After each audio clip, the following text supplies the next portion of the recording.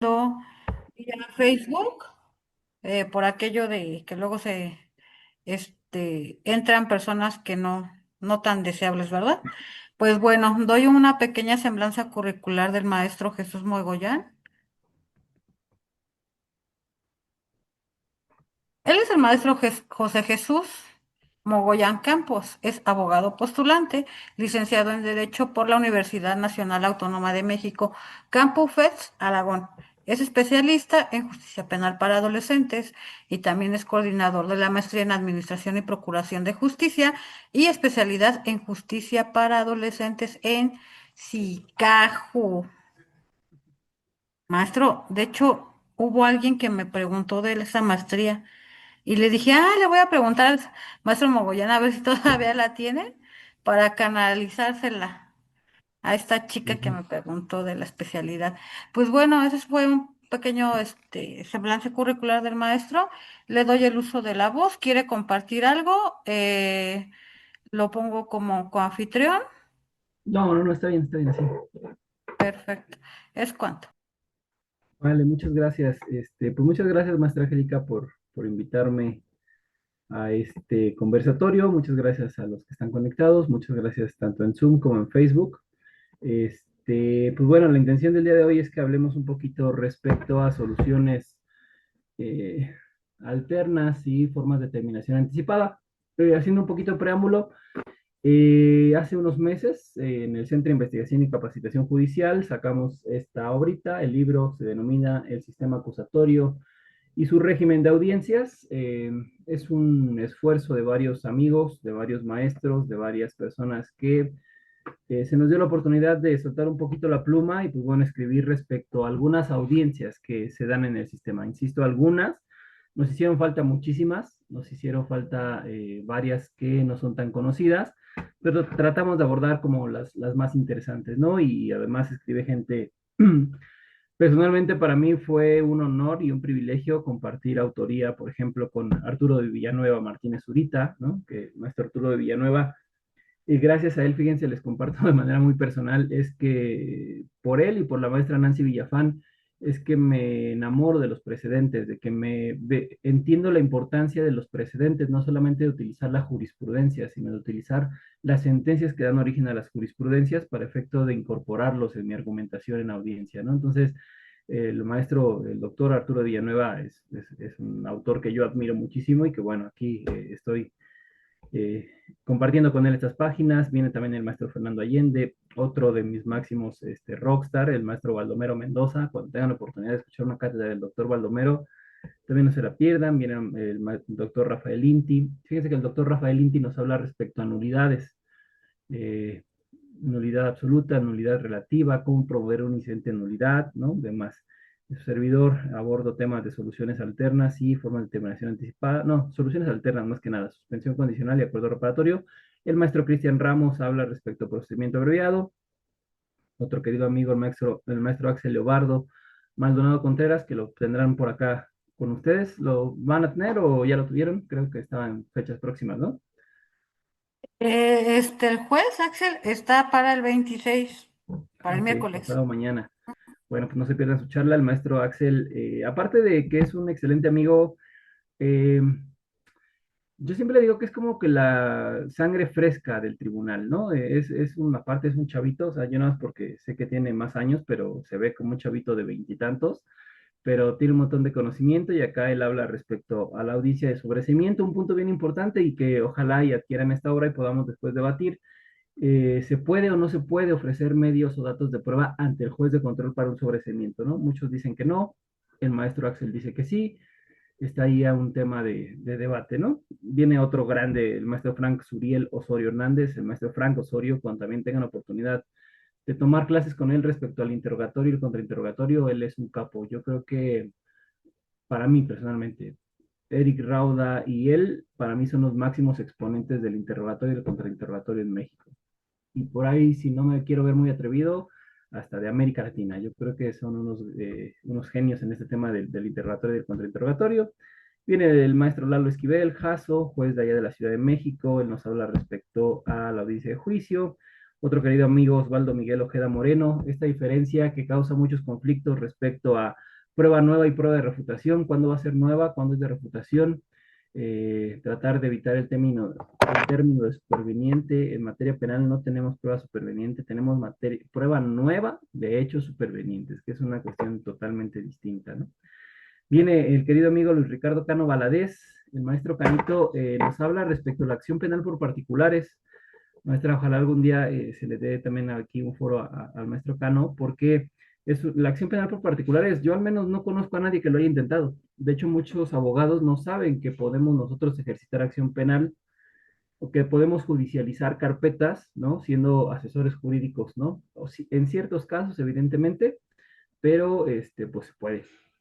Entonces, la verdad es que es un libro muy interesante que plasma desde que te explica qué es lo que dice la ley, qué es lo que quiere interpretar la ley, cómo trae, por ejemplo, guiones. Su servidor hace unos guiones respecto a cómo solicitar una audiencia de suspensión condicional de proceso, qué es lo que tengo que decirle al juez, cómo planteo los antecedentes, cómo planteo las condiciones. Les pongo varios ejemplos prácticos, varios errores que he cometido en la práctica y pues bueno, siempre con ese ánimo de compartir conocimiento y de pues ir haciendo criterios, ir haciendo armas argumentativas para efecto de soportar una audiencia, ¿no? Entonces, pues bueno, el día de hoy fui requerido para hablar justamente del tema que escribo, ¿no? Que es suspensión condicional y acuerdo reparatorio. Antes que nada, vamos a hablar respecto al Código Nacional de Procedimientos Penales, ¿no? Sabemos que en la legislación positiva también existe la Ley Nacional de Mecanismos Alternos de Solución de Controversias, pero esa es una cuestión distinta. Las formas de solución alternas que contempla el Código Nacional de Procedimientos Penales es nada más solución alterna y acuerdo reparatorio, ¿sale? Y hago puntual énfasis en el sentido de que yo he escuchado un sinfín de abogados que llegan a solicitar un abreviado y dicen que se van a acoger a una solución alterna. Eso es incorrecto. El abreviado no es una solución alterna. El abreviado es una forma de terminación anticipada, ¿sale? Son cuestiones distintas, pero insisto, en aras de hacer buenas prácticas, en aras de intentar, pues, ser buenos gestores jurídicos, no operadores jurídicos, dice por ahí el maestro Cristóbal Urrutia, que a él le choca que nos digan operadores jurídicos porque el abogado postulante, la fiscalía y el asesor jurídico tendríamos que ser gestores jurídicos, tendríamos que ser personas que con la ley en la mano y obviamente en la memoria eh, interactuáramos o lleváramos nuestras audiencias con ese poder de la ley y no que nos volviéramos en operadores, es decir, en gentes autómatas, en personas que de manera automática vamos y hacemos lo que siempre se ha venido haciendo, ¿no?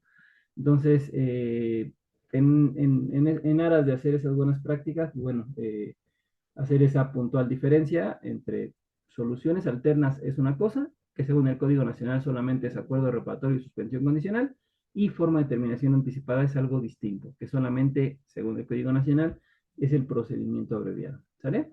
Entonces, bueno, vamos a empezar con el acuerdo reparatorio. El acuerdo reparatorio, pues primero que nada, en la práctica los asuntos que procede el acuerdo reparatorio eh,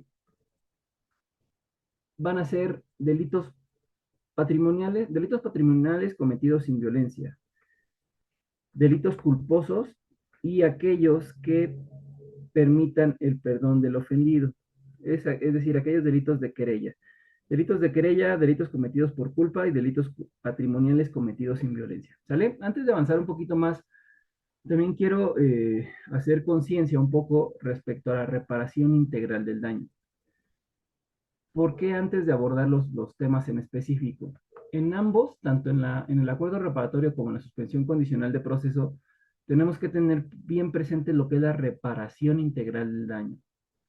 La Ley General de Víctimas dice que la reparación del daño es restituir a la víctima en el estado en el que se encontraba antes de que se cometiera el hecho, ¿no? Independientemente de que sea doloso o que sea culposo. Entonces, eso es de entrada la reparación del daño. Y después seguimos leyendo la Ley General de Víctimas y nos dice, pero la reparación integral del daño comprende daño material, daño moral, medidas de no repetición, medidas de satisfacción, medidas de compensación e incluso medidas de rehabilitación. ¿Vale? Entonces, ¿Por qué es importante esto? Fíjense que yo afortunadamente empecé a abordar este tema más a fondo de la suspensión condicional específicamente porque muchas veces me tocaba ser asesor jurídico y la consigna del cliente o la consigna del abogado que me contrataba para ese asunto era oponte. Haz lo que tengas que hacer, pero oponte, ¿no?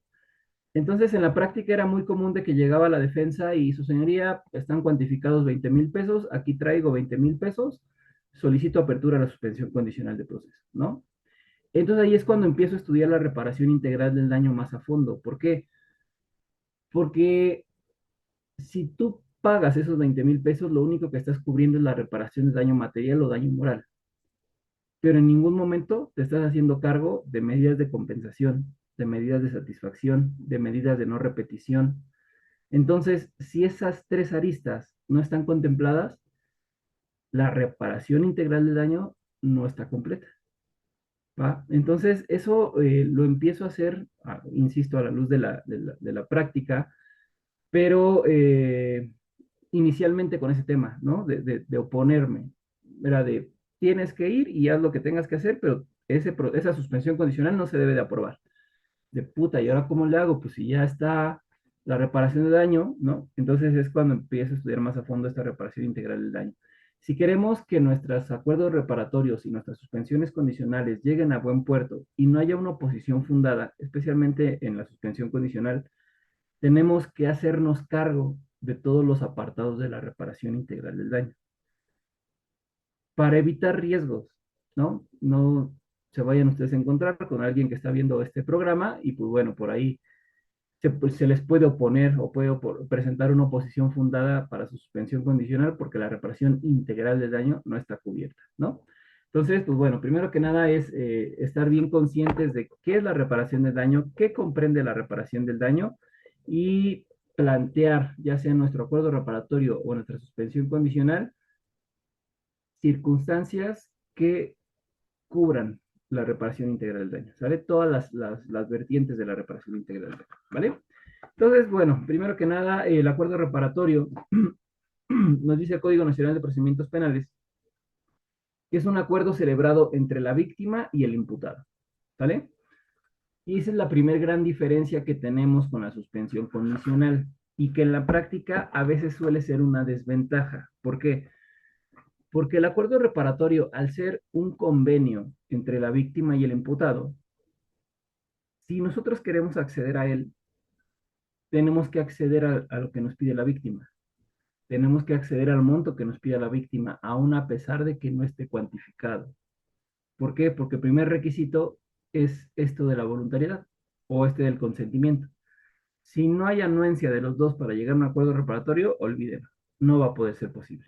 Entonces, en la práctica nos encontramos con grandes problemas porque, por ejemplo, vamos a suponer que tenemos a un detenido, una persona de estas que denominamos farderos, ¿no? Las personas que entran a los centros comerciales a robarse mercancía. Delito patrimonial, pero sin violencia. Entonces, al ser patrimonial sin violencia, admite un acuerdo reparatorio. ¿En qué momento se puede solicitar un acuerdo reparatorio? Desde el momento de la puesta a disposición. El acuerdo reparatorio se puede solicitar desde la retención de las 48 horas que tienen de nuestro cliente en la agencia del Ministerio Público. Pero ¿cuál es el gran problema en la práctica? Llega el apoderado legal, vamos a pensar que OXXO, ¿no?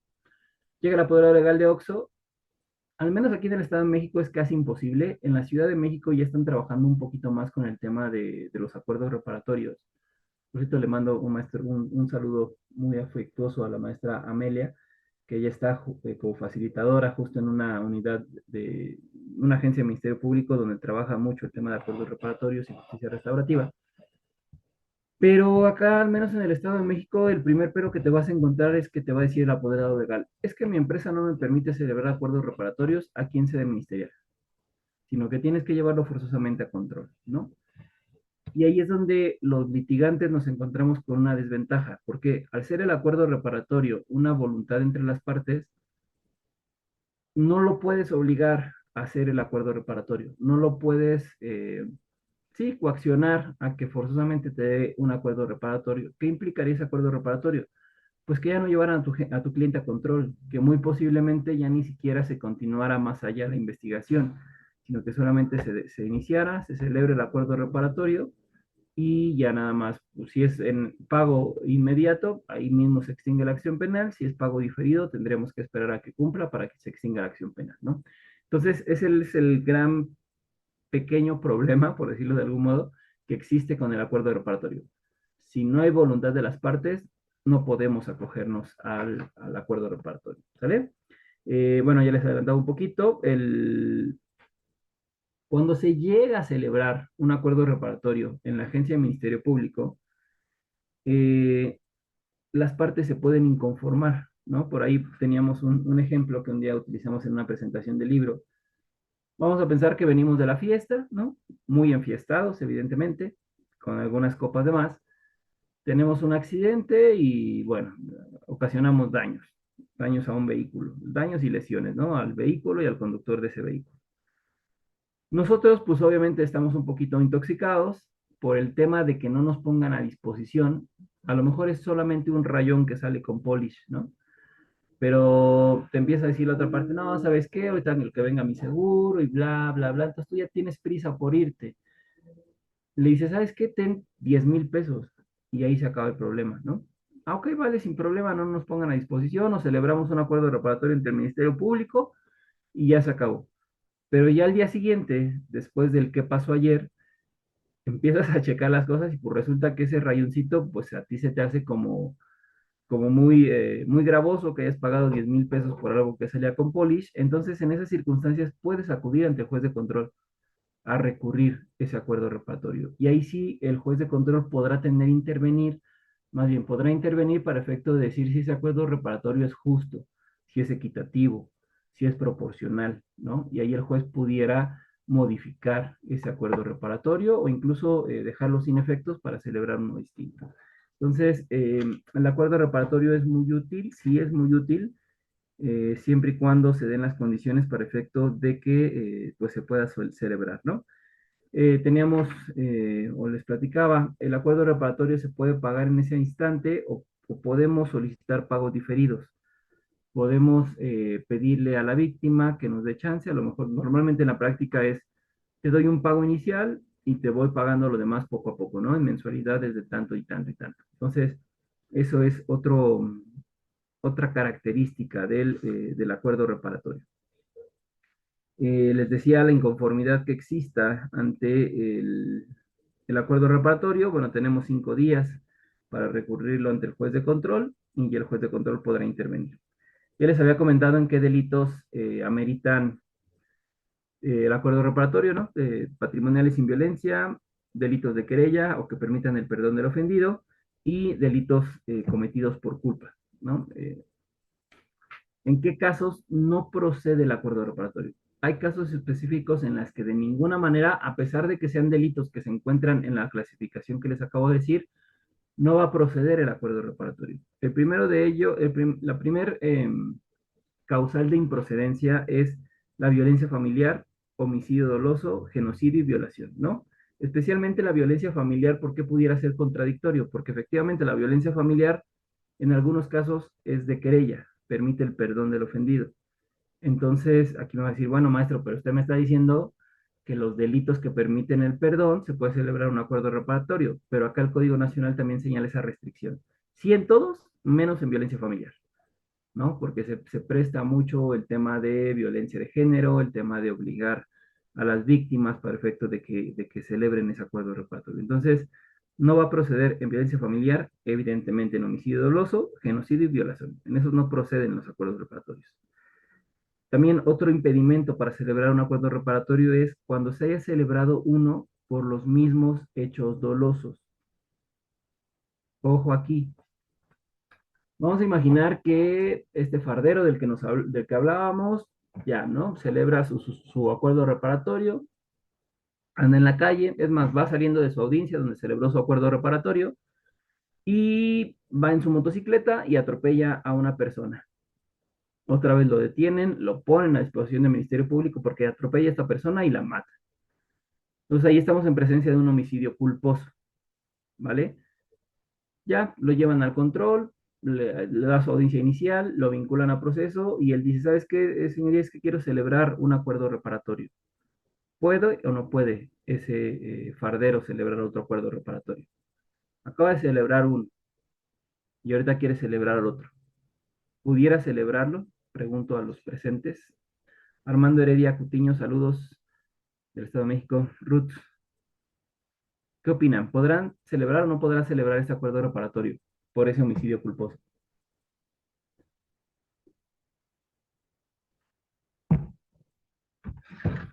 Dice ¿No? Ignacio García que no, maestro. Que no. Ok. ¿Alguna otra opinión?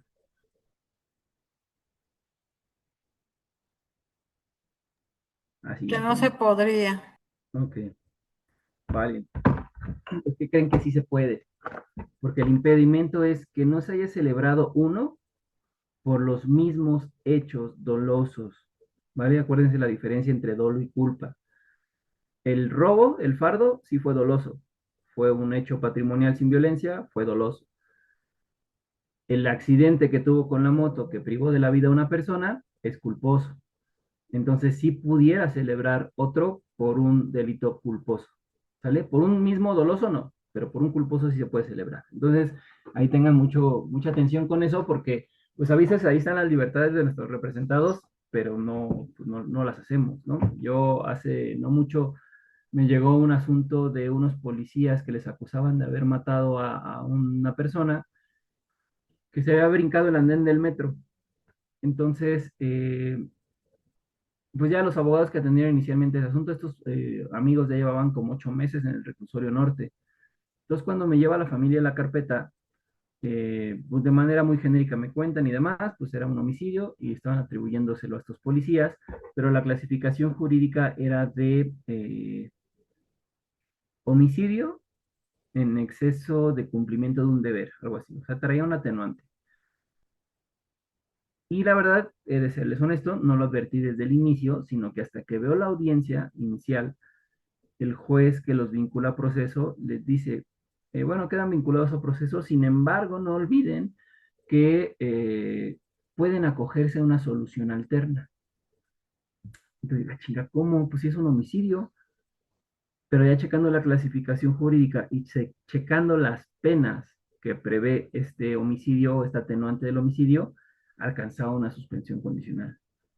Entonces ahí tuvimos pláticas con la parte victimal, nos pidieron por ahí de 500,000 pesos, algo así, incluso llegamos a un convenio por la cantidad de la reparación del daño y pactamos un pago diferido. No me acuerdo qué cantidad dimos de inicio y lo demás lo fuimos dando en mensualidades a un plazo de 3 años, ¿no? Pero esa es la importancia de saber bien la procedencia de las soluciones alternas y también de manejar bien la clasificación jurídica, ¿no? Ayer tuve el gusto de compartir una tarde inolvidable con el maestro Rubén Quintino. Nos visitó acá en las instalaciones de Sicaju y pues ya estuvimos platicando un montón.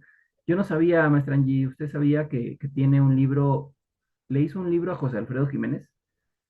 El maestro Rubén Quintino le hizo un librito en memoria, pues más bien como una autobiografía no es que no es autobiografía, muy al estilo de Quintino, hace alusión y hace comparativas de juristas con la Ya vimos filosofía de José dónde fue Alfredo. porque ayer no nos dio clase. Tomamos clase con el maestro, bueno, con el doctor Quintino los días domingos y ayer nos quedamos así en nuestra clase, no, se pospone para el 30. Y yo, Ok. sí, Pues nada, ya sí por nosotros. tenía, es un librito muy chiquito, Ujú. Sí, es un cuadrito, ajá, sí. tu cuadrito Yo así no chiquito. sabía. Y entonces estábamos Sí, ahí especulando de que había muerto y demás, y él, pues mágicamente, como hace sus clasificaciones jurídicas, dice, no, yo hubiera clasificado el hecho como una conducta de acción de consumación instantánea de naturaleza culposa, incluso si me quiero ver muy exigente con dolo eventual, ¿no? Y demás. Entonces, estuvo padre. Pero entonces hay que tener bien presentes esos temas de las clasificaciones jurídicas, porque a veces ahí están las salidas de nuestros asuntos. Si no sabemos bien la clasificación jurídica, no le podemos, o corremos el riesgo de llevar a nuestro cliente a un juicio que puede acabar con una solución alterna o con una forma de terminación anticipada, ¿no? Pero sí, Maestra Angie, está compartiendo esto en Facebook, ¿verdad? maestro, ¿quiere la ¿Cómo, liga? cómo la encuentro en Facebook? Sí, para también compartirla aquí en mi red. ¿Quiere la liga o quiere la liga de Zoom? Es que la tengo en la tableta, no tengo el teléfono. Voy, ya se lo comparto, nada más que no sé qué le pasa a mi WhatsApp. Que Pero su página tardan de en Facebook, salir ¿cómo se los llama? mensajes. Ya se lo mandé ahorita que le llegue. Sí. Bueno, ahorita compartimos. Entonces, esa es la desventaja, ¿no? Del acuerdo reparatorio. Aquí en el libro yo plasmo, por ejemplo, un tema que se me hace un poquito absurdo respecto a esta política criminal, ¿no? Que tenemos. Fíjense ustedes, tan absurdo es a veces las reformas que hacen nuestros flamantes legisladores, que el robo a casa habitación. El robo a casa habitación es un delito que está previsto en el artículo 19 constitucional y en el 167 del Código Nacional, es decir, es un delito que trae aparejada prisión preventiva oficiosa, prisión preventiva automática, ¿no? Para términos coloquiales, estos artículos, pues es el de los delitos graves, ¿no? Es el catálogo donde vienen los delitos que sí o sí vas a la cárcel. Entonces, ¿a qué absurdo está esta situación? El robo a casa habitación es delito que trae prisión preventiva oficiosa, pero el robo a casa habitación sin violencia en las personas amerita acuerdo reparatorio. O sea, es muy, muy, muy grave porque está en el 19 constitucional, pero a la vez, al ser un patrimonial sin violencia, permite un acuerdo reparatorio, ¿no? Entonces ahí como que ya no tiene mucha lógica la gravedad de los delitos que ponen en ese catálogo, ¿no? Porque ¿cómo se te hace a ti legislador tan grave que lo metes en la prisión oficiosa, pero al mismo tiempo me permite celebrar un acuerdo reparatorio, ¿no? Entonces, esas son de algunas antinomias, algunas inconsistencias pues, que se dan en la práctica y pues que bueno, que se deriva de esta mala práctica legislativa, ¿no? ¿Alguna duda respecto al acuerdo reparatorio? ¿Algo que quieran comentar? ¿Algún asunto que quieran checar de que hayan tenido alguna experiencia con esto, con el acuerdo reparatorio? Pues leo aquí en el chat. Gabriel Hernández, saludos. Abran su micrófono, chicos. ¿iPhone quién es? ¿Es Sony? ¿Mandé? No, yo no soy. Sí, sí, es ella. Claro que sí eres. Lo sabía, eres la impostora. Sí, Es para no generar alguna cosa ahí. ¿Qué tal que al rato me busca la 4T y luego? No, pero ya te tienen súper ubicada. Pero buenas vamos noches. a ser hipócritas y no. Saludos, maestro. Saludos, querida Sony. Gusto verte, o más bien escucharte al menos. Les da pena, creo que les da pena hablar. Oiga, Me Liz, Que no buenas se noches, resienten que muerdan ni el les... rebozo. buenas noches, maestro. ¿Cómo ha estado Buenas usted? noches. Muy bien, Ya, muchas gracias. aquí, por ahí les mandé por ahí unas ligas de los, ¿cómo se llama? De los, de cuántos derechos hay y toda la onda, y hasta la convención y todo eso. Por ahí se los mandé, les mandé una liga. A ver, no sé si los haya checado. ¿Qué le iba a comentar? Allá en de lo del, ¿cómo se llama? De lo que dice que cuando atropellan a una persona. Un día teníamos un concepto de eso y preguntaba yo que si era con dolo o era con culpa. Y efectivamente estaba platicando de los acuerdos reparatorios, digo, porque ahí, recuerden que hay dos mecanismos alternativos, que uno es familiar y el otro es penal. Y en el penal sí viene el acuerdo reparatorio. La otra vez lo estuve checando y ahí viene. O sea, tienen que investigar el delito, si es con dolo o es con culpa. Para la persona hay que ver cómo venía, si tenía una ausencia o algo así. Entonces, ahí es donde entra eso. Yo digo, está en el 19 que son delitos, pero meten los mecanismos alternativos y son controversia que es penal y es familiar, y entonces allí, como dice usted, se contradice. Ese es también que allí por eso los juzgadores ven ese tipo de que, pues van a llegar a un acuerdo, pues mándalo, aunque sea homicidio, van a pagar ¿cómo se llama? El daño, ¿no? Que ve que, pues, o sea, es más caro matar a una persona que tenerlo, dejarlo vivo, pero ahí están canijo, yo digo, imagínese cuánto. Yo digo, en plan así como dice usted, yo estoy igual así como que digo, en la duda, digo, acá hay uno y acá hay otro. ¿Qué es lo que se hace allí? Esa es mi opinión. Sí, gracias. Sí, es todo un tema con las intenciones. Bueno, no intenciones. La otra vez me regañó el señor rector porque yo dije que la diferencia entre un delito doloso y un delito culposo era la intención, que tenías intención de matarlo o que no tenías intención de matarlo. Y justo no es intención, es más bien el elemento esencial del delito culposo es que inatiendes un deber de cuidado, que no observas un deber de cuidado que te era imperativo observar y no lo observas, ¿no? Entonces, por ejemplo, en un hecho de tránsito, si este muchacho va en su moto, va viendo el teléfono y pues, pasa esta señora, la atropella, la mata, ahí inatendió un deber de cuidado. ¿Qué deber de cuidado? Él cuando se sube a su moto tiene la obligación de mantener la vista y la atención al frente de su circulación, porque lo marca el reglamento de tránsito metropolitano o el reglamento de tránsito.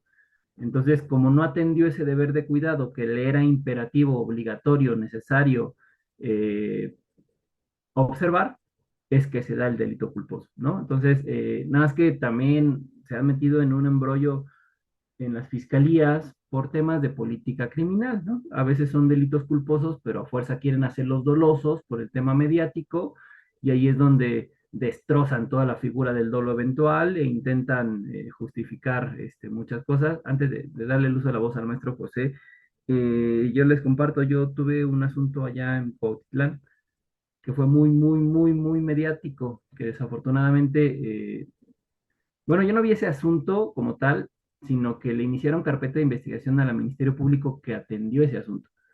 El famoso caso del tamalero, ¿no? De un señor que vendía tamales, que iba en su triciclo, sí, sí, fue en Cuautitlán, ujú, y que un BMW o un Audi, no me acuerdo qué auto lujoso se lo lleva. Entonces, venía en estado de ebriedad este muchacho. Lo ponen a disposición, pero el Código Penal del Estado de México señala que existen los delitos culposos y nada más, y cuando vienes en estado de ebriedad también lo prevé, y lo único que hace es que aumenta un poco la pena, pero prevé, o sea, prevé el homicidio culposo en estado de ebriedad. Le dan libertad en términos del 140 a esta persona, se empieza a hacer un tema mediático y la fiscalía obliga a sus agentes del Ministerio Público a acreditar un dolo eventual. ¿Qué es un dolo eventual?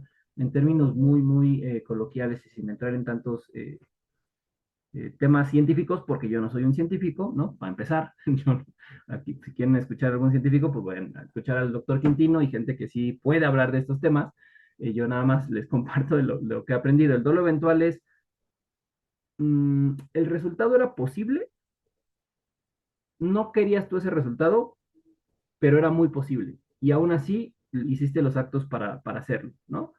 Entonces, en este caso en específico fue, te pusiste borracho, fue tu voluntad ponerte hasta el soquete de borracho, decidiste manejar un vehículo, existía con esas circunstancias la probabilidad de que atropellaras a alguien y aún así desplegaste esa conducta, ¿no? Ese es el dolo eventual. Entonces, a este pobre señor le hacen un dolo eventual, lo llevaron a un procedimiento abreviado por un dolo eventual. Ahí hubo contubernio de fiscalía con el tribunal, porque se hizo muy mediático el tema, y lo condenan al final por un homicidio simple e intencional. En vez de que fuera culposo, le acreditan el dolo eventual y lo hacen doloso. Entonces ahí con esos temas de dolo y culpa sí hay que tener mucho cuidado porque pues las fiscalías estamos en ese tema de el penalismo, como dijo la maestra, hace una semana platiqué con una maestra que estuvo en el radio, el populismo penal, ¿no? Se utiliza la ciencia penal y los delitos para hacernos populares o publicidad, ¿no? Entonces, sí hay que tener mucho cuidado con ello. Maestro José Valdivies, adelante. Hola, maestro Jesús, ¿cómo está? Buenas noches a todos, con su permiso. Am, sí, mira, ahora sí que como civil, como persona que desconoce toda esta parte jurídica, pero como especialista en la parte, pues, monetaria, económica, pues esto se transgiversa en un gran negocio, como bien usted mencionaba, ¿no? La parte de de lo mediático, ¿no? Eh, Raro, porque, por ejemplo, pasó lo de Fofo, este fue influencer que agredió a una mujer y pues fue llevado a la cárcel, ¿no? En cambio, pasó a una otra influencer donde no se le hizo una pena justa al hombre sí, y ahorita como está lo de la igualdad de género está muy pesado, ¿no? Yo, en mi interpretación, maestro, veo lagunas que muchos de los abogados sacan ventaja. Yo no digo que hagan su trabajo, para eso les pagan bien, ¿no? Pues a todos ustedes les pagan muy bien. Pero sí vemos muchas lagunas sustancialmente en varios artículos, no solamente en el Código Penal, sino también en la Constitución. Porque una cosa es la interpretación, lo que queremos que se haga la ley, pero encontramos esos caminitos, esos pozos del cual ustedes sacan esa gran ventaja, ¿no? Entonces, es cuestión de interpretación. Ahora ya es muy complicado. Ahora ya te culpan a ti por, incluso por defenderte. Ya no te culpan, no culpan al criminal de, de no hacer nada. O sea, simplemente, un ejemplo, en un transporte público, él te roba en una, te roba tu bolsa. Y el problema es que tú agredes al criminal y a ti te meten a la cárcel. Entonces, ¿por qué? Porque estás generando violencia. Digo, pero ¿por qué a él sí lo estás protegiendo cuando él es el delincuente, él es el criminal? Entonces, sí estamos viendo mucha, como usted mencionaba, culposo o no, ha habido muchas lagunas y eso es lo que a veces las personas que no somos especialistas en la materia jurídica o en la materia legal, pues desconocemos, ¿no? Y es por eso que, digamos, para terminar bien, es muy complicado, digo, es un reto también informarnos, que también los especialistas en jurídico pues sepan de manera partidista, porque aquí muchos toman la bandera de anti 4T 4T, al fin y al cabo somos un mismo país, ¿no? Y somos ciudadanos, pagamos impuestos y creo que tenemos que quitarnos de esta manera de, "Ah, es que lo promovió tal, de tal partido". Pues está bien, pero hay que ver trasfondo, por qué lo están haciendo. Porque recuerden que cada ley que se aprueba en el Senado, en la Cámara, hay algo económico detrás. Entonces, es cuanto, maestro. Gracias. Muchas gracias, maestro. Sí, no quisiera yo desviarme mucho del tema, porque si no, no vamos a acabar, nos vamos a necesitar 5 o 6 horas y una botella de vino tinto o más, según si invitan a la maestra del iPhone, posiblemente más. Pero si no, nada más para que quede bien claro, y fíjate qué bueno que rescatas este tema. Este, eh, con lo de Fofo y lo de Marian, es más bien un tema de que no estamos listos, ahora sí que no estamos listos para este debate. Eh, la diferencia con Fofo y Marian fue, en adolescentes, en justicia penal para adolescentes, los delitos tentados no ameritan internamiento. Es decir, un homicidio, un feminicidio en grado de tentativa no amerita internamiento. Con Fofo Márquez se pasó muy de lista a la fiscalía. Desafortunadamente no le dieron tiempo al maestro Rauda de promover este amparo, porque yo todavía hubiera confiado en el federal y muy posiblemente el federal se hubiera hecho esta reclasificación a lesiones. Yo creo que no hay un homicidio en grado de tentativa, no de Fofo. Yo creo que para efectos del homicidio en grado de tentativa es que se hagan los actos unívocos e inequívocos para conseguir el fin y que por una causa ajena se impide la consumación, ¿no? Aquí no hubo un acto inequívoco, creo yo, ¿no? Sí, repudiamos la violencia en contra de las mujeres, repudiamos la violencia en contra de cualquier persona, pero no creo que en una correcta aplicación de principio de taxatividad se dé el homicidio en grado de tentativa, ¿no? Desafortunadamente, bueno, así le formulan la imputación, así lo vinculan al proceso, así le hacen su abreviado. El tema con Marian es distinto, ¿no? Porque muchos decían, bueno, es que Marian, no sé, creo que 17, 18 puñaladas le dio a esta persona. Ahí ahí sí hay un acto unívoco, inequívoco de que la quería privar de la vida y que no la privó pues, por un milagro, ¿no? Pero sí los actos iban encaminados a privarla de la vida, sí son más inequívocos a privarla de la vida. Pero el tema es que en justicia penal para adolescentes, si el Ministerio Público de Adolescentes le hubiera formulado imputación por feminicidio, si tú quieres, en grado de tentativa, no lo hubiera podido meter al internamiento, no lo hubiera podido meter a la cárcel en términos coloquiales. Entonces, imagínate, si así se hizo un escándalo mediático, si lo hubieran llevado de manera correcta por tentativa, por feminicidio en grado de tentativa, pues jamás hubiera pisado el internamiento y se hubiera hecho esto muchísimo más escandaloso, ¿no? Pero fue por un tema de que los delitos tentados en adolescentes no meritan internamiento. Entonces, ¿qué hace Fiscalía para no tener esa presión social? Pues mejor le formula imputación por lesiones que ponen en peligro la vida. Y por eso es que a ella la llevan por lesiones que ponen en peligro la vida, no como a Fufo, que sí fue feminicidio en grado de tentativa. Y aparte el tema de las medidas de sanción en adolescentes. En adolescentes, el tiempo máximo de medida de sanción es de 5 años para ese tercer grupo etario. Entonces, hicieran lo que hicieran, no hubieran podido haberla condenado más de 5 años de medida de sanción. Ojo, ¿no? Ya después, ojalá, maestra Angie, nos invites a hablar de adolescentes una vez más y tocar estos temas que de verdad es una necesidad de que todos tenemos que entender, ¿no? El sistema, yo no veo noticias casi, porque realmente me enoja mucho los comentarios de ciertos conductores que son obviamente neófitos en el derecho y lo único que hacen son comentarios amarillistas, ¿no? De desinformación. En vez de informarte, te desinforman y te hacen que te hagas un juicio desde el prejuicio, ¿no? O sea, ya das una opinión, pero desde diciendo, no, así es un desgraciado, es un, ¿no? Entonces, hay que tener mucho cuidado con el tema de medios informáticos y demás. Déjenme darle contestación a las preguntas del chat. Y ahorita vamos con ustedes, maestro Jorge Luis. Permítame tantito nomás para que no se nos vaya adelantando más. Delitos que no se aplique el acuerdo reparatorio, claro que sí, se los repito con gusto, son violencia familiar, homicidio, genocidio y violación. También otro impedimento para celebrar acuerdo reparatorio es que se haya celebrado uno por los mismos hechos dolosos o que haya incumplido alguno más. Los delitos culposos aceptan acuerdo aun y cuando se hayan celebrado uno previo por los mismos delitos culposos. Aquí ya no, amigo. Ignacio García, justamente el impedimento para celebrar un homicidio culposo, no es cierto, sí, en delitos culposos sí se puede, porque el impedimento es para dolosos. Entonces, en delitos culposos sí puede celebrar muchos acuerdos reparatorios. En dolosos no, pero en culposos sí se pudiera. Dice Dafne, ¿en dónde se presenta este acuerdo reparatorio? ¿En el MP o el tribunal?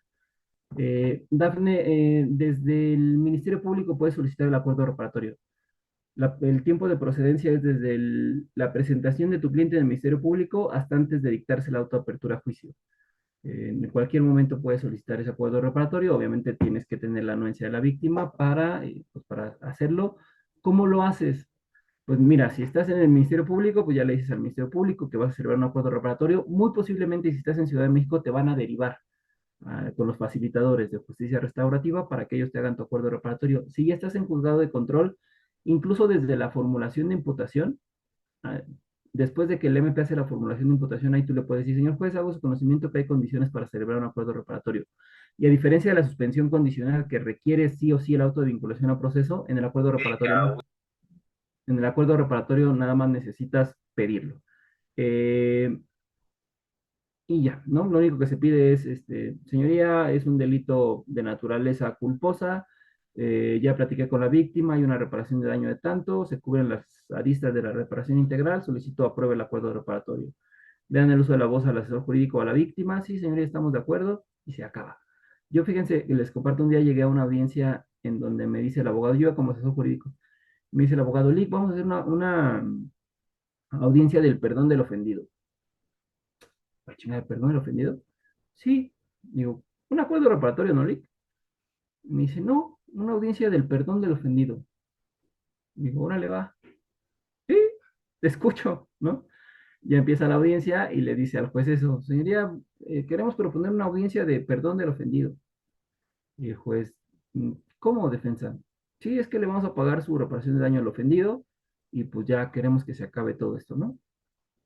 Entonces me dicen, asesor, le digo, señoría, pues a menos de que haya habido una reforma en el Código Nacional, la audiencia del perdón del ofendido en esta etapa no existe. Entiendo que quiere hacer un acuerdo reparatorio, sin embargo hay oposición porque la reparación integral del daño no se encuentra satisfecha, no hay medidas de no repetición, de compensación, de satisfacción, bla, bla. Era de esos asuntos en los que tenía que oponerme por sobre cualquier cosa, ¿no? Entonces, no confundan. Si ustedes ya consiguieron el perdón del ofendido de una víctima en un proceso penal, hay que solicitar una audiencia de acuerdo reparatorio para celebrar un acuerdo reparatorio, ¿vale? que no viene a suplir la figura del perdón del ofendido, porque acuérdense que incluso el perdón del ofendido puede darse hasta una vez terminado el proceso. Por ejemplo, si tenemos delitos de querella o que permitan el perdón del ofendido, incluso en ejecución se puede lograr el perdón del ofendido y se extingue la acción penal, ¿no? Pero es una cuestión distinta. Entonces, así se puede hacer, mi querida Dafne. Si tú consigues el libro, ahí viene un guión específicamente para solicitar acuerdo reparatorio y pongo un casito práctico. Dice, una pregunta, ¿se puede llegar a acuerdo reparatorio en todos los delitos hasta los de alto impacto? Pues bueno, ya lo contestamos. Perla, es decir, a sabiendas de las posibles consecuencias actuó sin medir o importarle las mismas y sin querer hacer daño lo ocasiona y entonces es doloso eventual. Sí, Perla, sí, así es. El ejemplo que yo siempre pongo en clase es, por ejemplo, está una persona atrás de la maestra Angie Rocha y yo le aviento, yo traigo un arma de fuego y le voy a disparar a Angie Rocha, ¿no? Hacia 2 metros de distancia, pero atrás de ella está la maestra del iPhone. Entonces, pues es muy probable que Angie cuando me vea apuntarle con el arma se haga a un lado, yo dispare y le dé a la maestra del iPhone que está atrás de ella. Allí habría un dolo eventual. Yo no quería privar de la vida a la del iPhone, pero estaba atrás de Angie. Entonces era obvio que podía pasar esa circunstancia. Yo lo pensé y lo hice probable, pero aún así ejecuté mi conducta. Ese es el dolo eventual. Feminicidio, pena máxima. Sí, sí, sí, sin duda alguna, maestra del iPhone. Adelante, Jorge Luis Siniestra, ahora sí te escuchamos. Muchas gracias. Muy buenas noches. Buenas noches. Pues mire, referente al tema que hizo el compañero hace un momento de que hay ocasiones que no podemos llegar a un acuerdo por alguna situación, recordemos que para empezar tenemos las tesis y las jurisprudencias. Nosotros como defensas podemos llevar a través de sobre todo eso, podemos llegar a un acuerdo, podemos checar el motivo de la celebración de un acuerdo reparatorio, que no hay, etcétera, etcétera.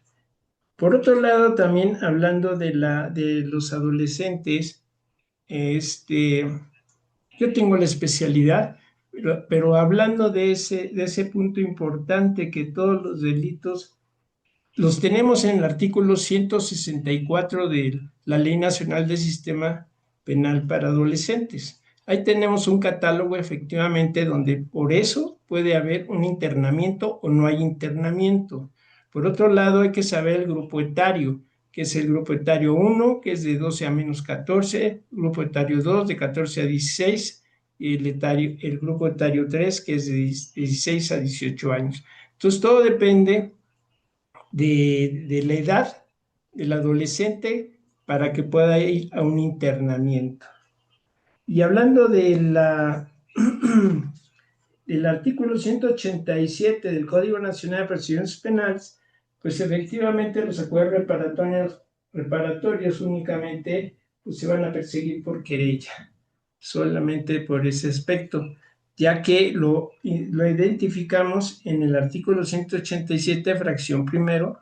Si ustedes lo quieren ver, ahí mismo nos hace una mención que los delitos que se persiguen por querella, por requisito equivalente de parte ofendida o que admitan el perdón de la víctima ofendida, por delitos culposos o delitos patrimoniales, cometidos sin violencia sobre las personas. Es por ahí que estamos llegando a los acuerdos reparatorios. Eso es cuanto. Gracias. Sí, gracias, maestro. Sin embargo, fíjate que en adolescentes, digo, es un tema aparte. Es que hay un montón de temas, amigos. Créeme que no tengo tiempo, a veces antes hacía muchos TikToks y ahorita me he pausado mucho, pero ¿por qué no me da tiempo? La verdad es que ando como loco todo el día. Pasa algo bien extraño con adolescentes, fíjense. En adolescentes cambian los requisitos para el acuerdo reparatorio. Uno de los requisitos para el acuerdo reparatorio y para la suspensión condicional es que va a permitir acuerdo reparatorio delitos que no estén en el 164. Nos dice el maestro Iniestra que el 164 vienen los delitos que ameritan internamiento. En el 164 vamos a decir que es nuestro catálogo de delitos graves para adolescentes. Entonces, acuerdos reparatorios y suspensiones condicionales no proceden en esos delitos y llegamos a absurdos de Por ejemplo, delitos contra la salud, hipótesis de comercio de suministro. Esos, en adultos, los hacemos suspensión condicional o abreviados. Pero ¿qué pasa en adolescentes? En adolescentes dicen, no, espérame, es que está en el 164. No puede celebrar suspensión condicional por ese delito. Pero aquí viene una contraposición. En materia de adolescentes hay un principio rector. Recuerden ustedes que atendiendo a la teoría de Robert Alexis respecto a la ponderación de principios y de derechos, nos dice que cuando dos normas o dos derechos estén en conflicto, hay que ponderar según el principio, ¿no? Entonces, hay un principio que se llama de la aplicación favorable, que viene en la Ley Nacional del Sistema Integral de Justicia Penal para Adolescentes, y te dice la aplicación más favorable. No podrás negar al adolescente ningún beneficio, prerrogativa o derecho que le des a los adultos. O sea, si tú le das un beneficio, prerrogativa a los adultos, no se lo puedes negar al adolescente. Existe ese principio, existe la mínima intervención, que la mínima intervención es otro principio rector que te dice, además, autoridades, en la medida de lo posible, están obligadas a no sujetar a un adolescente a un procedimiento judicial. Tienen que acabarlo de manera pronta. Y aparte está el interés superior de la niñez en su vertiente de regla de trato procesal, que te dice que la opinión del adolescente es vinculante. Entonces, con todos esos tres principios o cuatro principios, en Ciudad de México hacen algo hermoso desde mi punto de vista como especialista de adolescentes. En Ciudad de México, si tienes anuencia de la víctima, si tienes compromiso del adolescente de que entendió el hecho de que está pagando sus consecuencias, te celebran acuerdos reparatorios y suspensiones condicionales de esos delitos que la ley los prohíbe, del 164. Yo he celebrado en adolescentes suspensiones condicionales por violación, ¿no? Que es un tema que no pudiera hacerse, pero los jueces afortunadamente hacen esta interpretación bajo principio pro persona, bajo principio conforme, y nos permiten hacer suspensiones condicionales. Acá en adolescentes no aplican eh, de manera supletoria ni el acuerdo reparatorio ni la suspensión condicional porque tiene su apartado especial en la ley de adolescentes. Entonces, pues bueno, hay nada para que no se confundan. Los requisitos de la suspensión y del acuerdo reparatorio no son los mismos para adolescentes y son incluso delitos distintos, ¿vale? Pero muchas gracias por su aportación. Acá nos comentaba Dafne, me parece, que sí, no, Perla, que si en el delito doloso, más bien que si un delito homicidio culposo lo vuelven doloso por el dolo eventual, si puede celebrar acuerdo reparatorio, pues no, ya no, porque ya es un homicidio doloso, ¿sale? En los juicios de los adolescentes no hay abreviados. No hay abreviados en el Estado de México, querido 237981, pero en Ciudad de México sí. En Ciudad de México, les compartí este sábado, di clases en SICAJU en la especialidad, no es cierto, les di a los amigos de ciencias penales, y les decía que para mí me frustra, me entristece y me enoja mucho ir a litigar a adolescentes al Estado de México, porque no tienen la más pálida idea de la especialización, es decir, las autoridades, ¿no? Y que responden a un tema de política criminal. En, en adolescentes, Estado de México, los adolescentes son juzgados como adultos, sin duda alguna, son tratados como adultos, son internados Maestro, en el, perdón en que lo el, interrumpa. sí, Yo me encuentro en el Estado de México y no, aquí la situación es socioeducativa, supuestamente debe de ser así. Que los jueces no estén sensibilizados podría ser otro punto importante, pero que los traten como adultos, para eso estamos los defensores, para que no podamos permitir esa situación. estamos los defensores, maestro, desafortunadamente creo que nada más somos usted y yo. Hace falta muchos especialistas particulares y es a lo que les invito. Digo, no era plática de adolescentes, pero aprovechando el espacio, me aviento el comercial, amigos, estudien la especialidad. Si son ustedes abogados combativos que les interesan de los derechos de niñas, niños y adolescentes, necesitamos especialistas que estén en juzgado.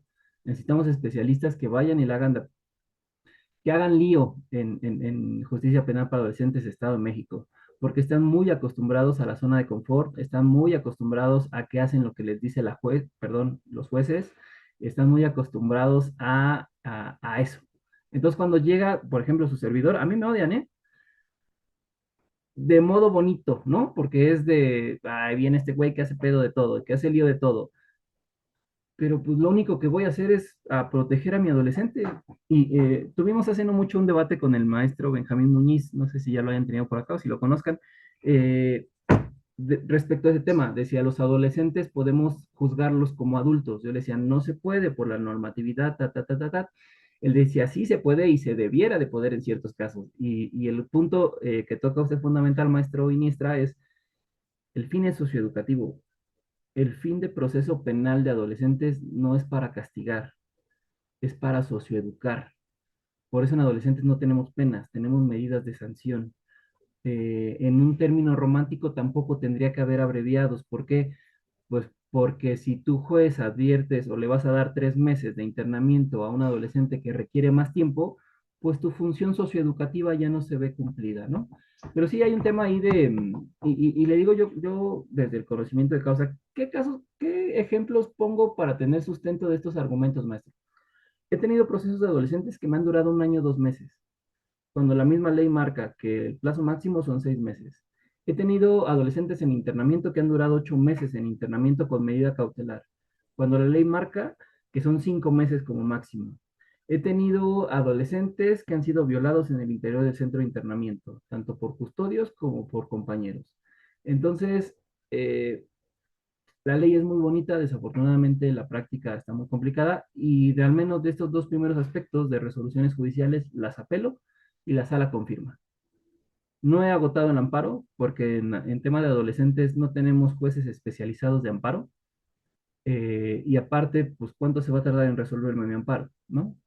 Va a tardarse más de lo que el procedimiento de adolescentes se tarda. Entonces, sí, yo los invito, si tienen oportunidad, si tienen inquietud de irse a estudiar la especialidad, háganla y ejérzanla, porque de verdad necesitamos muchos soldados para proteger derechos de infancias y adolescencias.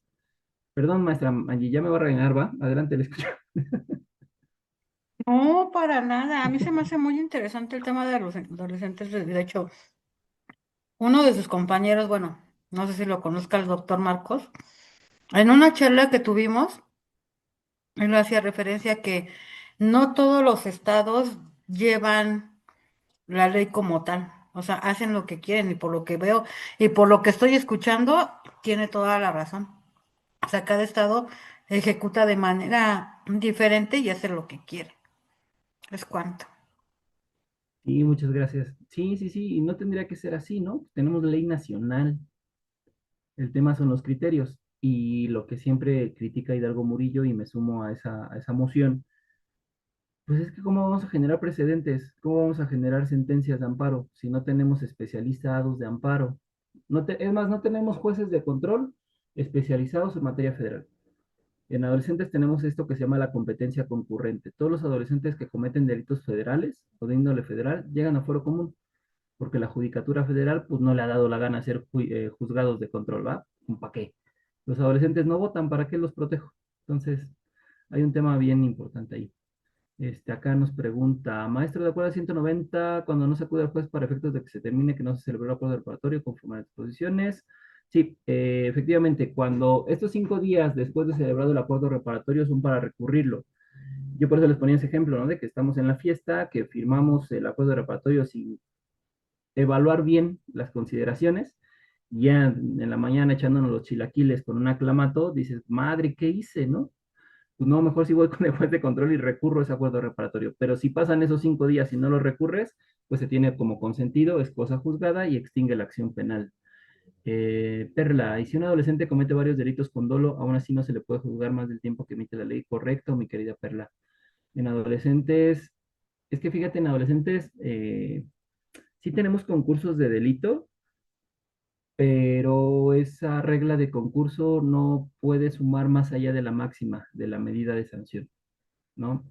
Y aquí invitarlos también a que ustedes, digo, no sé si todos sean un gremio jurídico, la mayoría espero que sí, que tratemos de quitarnos ese chipcito de que los adolescentes son delincuentes. Sí, pues sí cometen hechos con apariencia de delitos, sí cometen delitos, pero el artículo 23 de la Ley Nacional, párrafo tercero, te dice que uno de los aspectos para la especialización es que debes de conocer las causas que motivaron al adolescente a cometer ese hecho. y yo, al menos en lo que llevo litigando, jamás un juez le ha preguntado a un adolescente por qué lo cometió. Nunca. ¿Y a qué voy? La mayoría de los adolescentes victimarios son víctimas. La mayoría de los adolescentes que yo he representado, por ejemplo, por violación, es porque han sufrido violaciones. Ellos han sido violados en su mismo seno familiar, ¿no? Entonces, hay que echarle un ojito al antecedente, al hecho precedente, dice Hidalgo Murillo. Hay que concientizarnos que son personas en desarrollo y que a veces sus conductas solamente son una repetición de patrones. No es que traigan ya la maldad, ¿no? Sino que están en ese proceso. Armando, te escuchamos.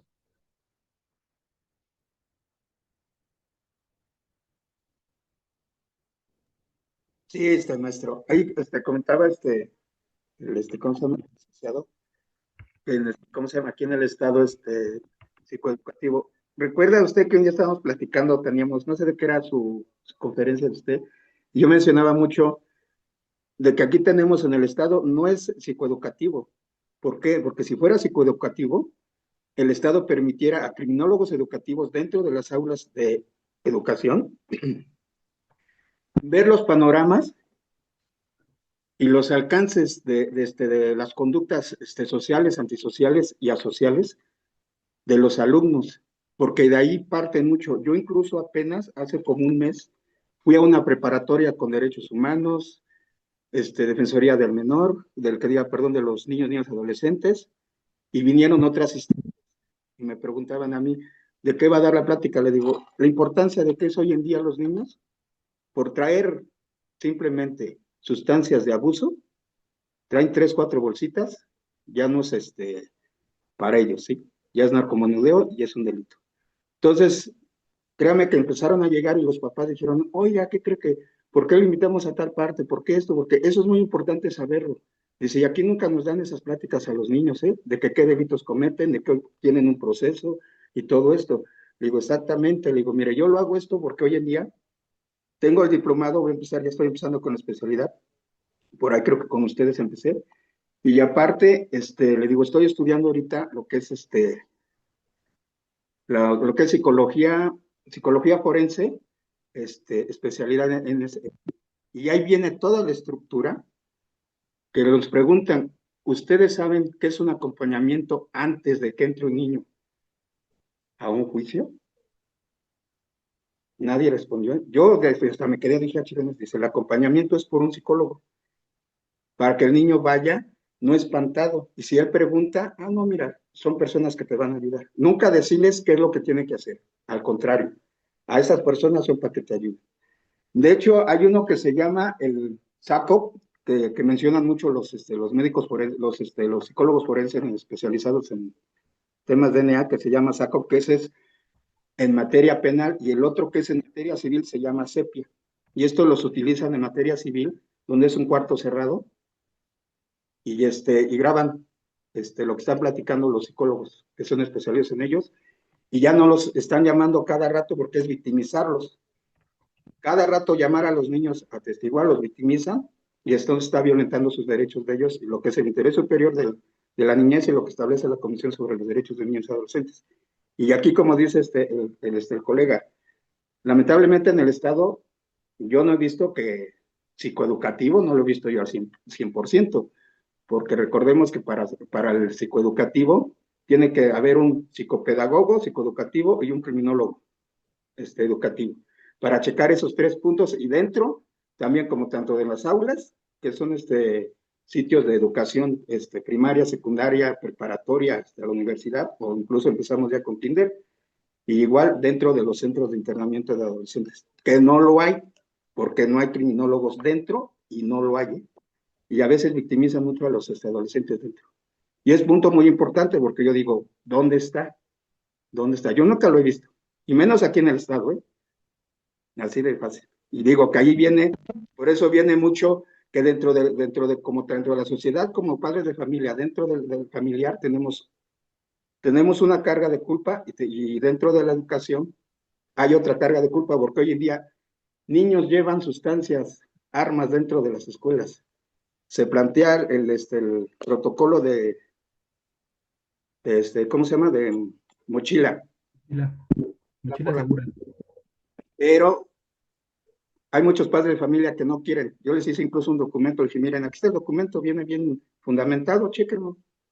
Es por beneficio como tanto seguridad para la escuela, para los alumnos y para los maestros. Porque incluso aquí en México ha habido balazos dentro ¿cómo se llama? Ahí está el de Monterrey, Nuevo León, aquí en la ciudad, en San Luis Potosí, Querétaro. Entonces yo digo, ¿dónde está eso? Que no digo, o sea, no es cierto. ¿Es cuánto maestro? Sí, muchas gracias, maestro. Sí, justamente, pues una cosa es el ser y otra el deber ser, ¿no? Entonces,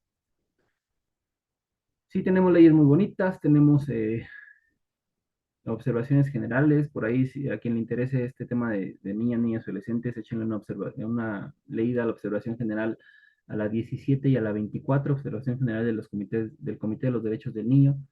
La Ley General de Derechos de Niñas, Niños y Adolescentes es una ley preciosa, es una ley hermosa, es una ley que recoge todos los principios de la Convención de los Derechos del Niño y que obliga a México a hacer varios cambios, pero pues bueno, no sé, yo la verdad es que no sé, yo lo único que puedo concluir es que no se ha ocupado el Estado mexicano de los niños y adolescentes, pues porque no votan, ¿no? Porque no les generan votos, entonces, pues si no les generan números políticos, pues entonces, ¿para qué se ocupan de ellos?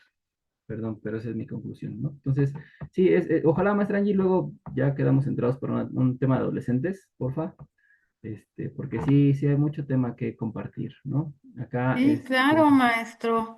gracias. Híjole, no había yo escuchado así como que con mucha profundidad de adolescentes. Híjole, está muy, es otro universo del derecho y parte Sí, del derecho penal. La pregunta del millón, maestro, ¿dónde compramos su libro? gracias. El sistema acusatorio y su régimen de audiencias lo pueden adquirir en el Centro de Investigación y Capacitación Judicial, en sus tres sedes de Nezahualcóyotl, en la sede de Tlalnepantla, en la sede de Toluca, pero si les queda muy lejos, pueden mandar un mensaje a las redes sociales de Sicaju. Ahí se ponen en contacto, les dicen este, que quieren el libro, que vieron el libro con la maestra Angélica Rocha y les vamos a hacer un descuento. Se los vamos a dejar. El libro, el costo del libro es de 650 pesos. Si dicen que lo vieron acá, se los vamos a dejar en 500 pesos, ¿vale? Entonces, en redes sociales, ahí Ay, contacten. gracias por la rebaja, No, chicos. gracias. Ahí está el maestro, tienen su número. Sí, Ay, y se échele lo un mandan a donde mensajito y hay sea, ya. que les Si los quieren con gestione autógrafo y demás, ahí se los mandamos también firmados, ¿vale? el costo, el envío es gratis, el envío tiene costo. Pues del envío se los mandan a través de FedEx o de Estafeta, algo así, creo que es un costo mínimo, ¿no? Por ahí, dependiendo la distancia, pero ya se los mandan hasta donde los requieran, ¿sale? Y ya si quieren la firma de alguno de los autores, bueno, en este caso su servidor o de alguno de los que estemos ahí en la escuela, sin ningún problema se los mandamos firmados y dedicados, ¿va? Muchas gracias. Perfecto, maestro. Híjole, qué gran ponencia nos ha dado usted. ¿Dónde está? Que ya no lo veo. Ah. Híjole, ¿alguna duda? Porque el chisme está bien bueno, pero el maestro también tiene otro asunto que atender. Entonces, díganos sugerencias, quejas. Yo nada No, más quería ahondar en la situación de que también contamos con el DIF, contamos con la protección de derechos de niñas, niños, adolescentes, aquí también en Toluca, en el Estado de México. También sabemos que aquí en Sinacantepec, exactamente donde su servidor litiga, pues sí, efectivamente los jueces se comportan de esa manera y efectivamente, como lo repito y lo vuelvo a comentar, no están sensibilizados los jueces. Entonces, yo creo que sí falta mucho, mucho, mucho todavía que atender. Sí, dentro de internamiento hay psicólogos, sociólogos, hay muchas partes que sí apoyan a los muchachos, pero definitivamente no estamos al 100. Es cuanto. Gracias. Que tengan buena sí, noche. gracias. Maestra Angie, es que me quedé nada más en el acuerdo reparatorio. ¿Tenemos todavía otro poquito de tiempo para abordar suspensión condicional? O Claro, ya. claro. Nosotros pactamos 2 horas, pero Sí, ¿quieres yo por chisme? eso. No, no chismes, información. Más chisme, anda, vámonos. No, usted, Vale, vale, adelante. vale. En La su... noche es joven. Híjole, maestro, estas pláticas hasta nos han durado 3 horas y media. Sí, me imagino, ¿no? Y aparte vienen Adelante. buenos invitados, ¿no? Bueno, viene Axel, viene el querido, ay, Isra, ¿no? También viene. Israel, el maestro Alejandro, y por ahí una abogada que va a dar mañana sellos de clausura, pero bueno. Ah, ok, vale, vale, excelente. Este, adelante, maestro, le doy el Y uso de... gracias. Acá me pregunta Ignacio García, lesiones dolosas, una vez celebrar un acuerdo reparatorio, entonces jamás podrá el activo celebrar. Correcto. Si este muchacho celebró un acuerdo reparatorio por lesiones dolosas, no puede celebrar otro por lesiones dolosas, ¿no? Tenemos muchos estos temas con los pelioneritos, ¿no? O sea, la gente que se la pasa resolviendo o intentando resolver sus conflictos a golpes. Si ya celebraste una por suspensión condicional, pelas. Digo, por acuerdo reparatorio de lesiones, ya no puedes celebrar otra por lesiones dolosas, ¿sale? El impedimento es delitos dolosos y mismos hechos, ¿va? Por ejemplo, vamos a suponer que este personaje golpeó a un vecino, ¿no? Tiene su acuerdo reparatorio de lesiones dolosas, pero después golpea a su esposa, pero en vez de ponerle lesiones dolosas, le hacen violencia familiar. Ahí, por ejemplo, sí podría. Si bien es cierto, es de la misma naturaleza, pero la clasificación jurídica es distinta. Sí podría no, pero por violencia familiar no procede el acuerdo reparatorio, ¿no? Entonces, ya no podría. Pero sí, mismos delitos dolosos, más bien delitos dolosos, mismos hechos, nada más una vez en la vida pueden celebrar acuerdo reparatorio. El fraude sin problema pudiera celebrarlo. Elvira López, sí desea el libro. Y bueno, ya, la pregunta de Ignacio García. Y ahora, amigos, vamos a continuar con el tema de suspensión condicional de proceso. ¿Qué es la suspensión condicional de proceso? La suspensión condicional de proceso es, como su nombre lo dice, que suspendes el procedimiento sujetándote a ciertas condiciones, proponiendo un plan de reparación de daño en un plazo de mínimamente 6 meses hasta 3 años. ¿Sale? Entonces, ¿qué necesitamos para celebrar una suspensión condicional de proceso? ¿O en qué casos procede la suspensión condicional de proceso? Primero que nada, debe de existir una autovinculación a proceso. Debe de estar ya dictado el auto de vinculación a proceso. Un día llegué a una audiencia en la cual un abogado, justo este amigo, el de la audiencia del perdón del ofendido, en la audiencia inicial quería celebrar una suspensión condicional. Entonces formula la imputación Ministerio Público y después de la intervención del Ministerio Público, el abogado dice, señoría, entonces solicita una suspensión condicional. Y la juez le dice, abogado, no puede celebrar una suspensión. ¿Por qué? Porque uno de los requisitos es que esté dictado una autovinculación a proceso. ¿No? Entonces, primer requisito, que sea dictado autovinculación a proceso y que ese dictado de la autovinculación a proceso sea por un delito cuya media aritmética no exceda de 5 años. ¿Qué es la media aritmética? La media aritmética es la suma de la mínima más la suma de la máxima dividida entre 2. Si esa operación aritmética pasa de 5 años, es un delito que no puede llevarse a la suspensión condicional de proceso, ¿vale? Entonces, primer requisito indispensable. No, más bien, debe de existir esta vinculación al proceso y que esté, que no exceda la media aritmética de 5 años. Aquí un punto importante y que pongo en mi libro. Hay una tesis con número de registro digital 2.023.884. Esta tesis nos habla respecto a que no se deben de concursar o sumar los delitos, ¿saben? Mm, Por ejemplo, si tenemos una persona vinculada a proceso por lesiones, por resistencia de particulares y por cohecho, el extinto cohecho, ¿ustedes creen que una vez vinculado al proceso se pueda celebrar suspensión condicional de proceso? Vamos a decir que la media aritmética del primer delito da 3 años, la media aritmética del segundo delito da 4 años y la media aritmética del tercer delito da 4 años y medio. Ninguno excede de 5 años, pero podremos celebrar suspensión condicional por todos. Correcto, Ignacio García, sí se puede celebrar. Esta tesis que les menciono dice que las penas, o más bien sí, los plazos o las medias aritméticas no se deben de concursar o sumar, se celebran de manera autónoma. Entonces podremos hacer una suspensión condicional por los tres delitos, porque no se suman, ¿no? Entonces, por ejemplo, a mí en la práctica me pasó algo mm, similar, no igual, pero por ejemplo, tenía un señor que estaba siendo vinculado o procesado por un homicidio en grado de tentativa, un homicidio simple en grado de tentativa y por violencia familiar. Entonces, para el homicidio en grado de tentativa me alcanzaba para un abreviado, para suspensión condicional no porque excedía la pena, pero para la violencia familiar sí me alcanzaba para una suspensión condicional. Hablamos con la víctima, le reparamos el daño, planteamos medidas de satisfacción, compensación, no repetición, demás. Y ya, en la audiencia intermedia le digo a la juez, señora juez, vamos a celebrar un abreviado por homicidio en grado de tentativa y una suspensión por violencia familiar. Sí, adelante. Entonces ahí lo que yo hago primero es que celebro la suspensión condicional de proceso.